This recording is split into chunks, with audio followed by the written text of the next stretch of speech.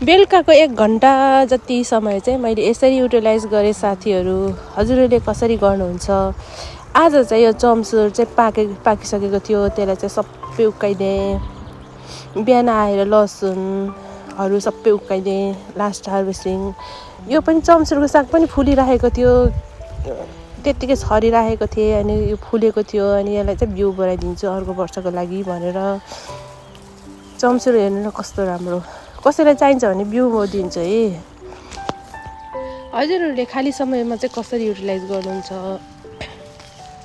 मैले चाहिँ यस्तैमा टाइम स्पेन्ड गर्छु साथीहरू।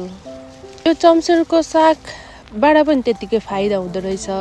अनि यो चम्सुरको गेडाबाट पनि एकदम फाइदा हुँदो रहेछ। शरीरहरू दुखेको, कतै हड्डीहरू चर्केको ठाउँमा चाहिँ खानालाई एकदम राम्रो हुँदो रहेछ। मलाई एकजना बहिनीले दिनुभएको थियो, अनि खाएर अलिकति बाँकी रहेको थियो, अनि मैले चाहिँ त्यत्तिकै ल्याएर छरिदिएको थिएँ। अलिकति ल्याएर छरिदिएको पनि कति धेरै भइसकेको थियो। शरीरलाई एकदमै बाँध्दो रहेछ साथीहरू।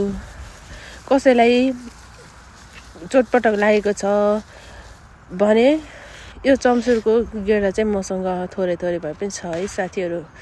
अझै यति बाँकी उखाल्न छ। यता चाहिँ अघि बिहान उतातिरको लसुन उखाले, यताको चाहिँ प्याज। अब यो लास्ट हार्भेस्टिङ हो।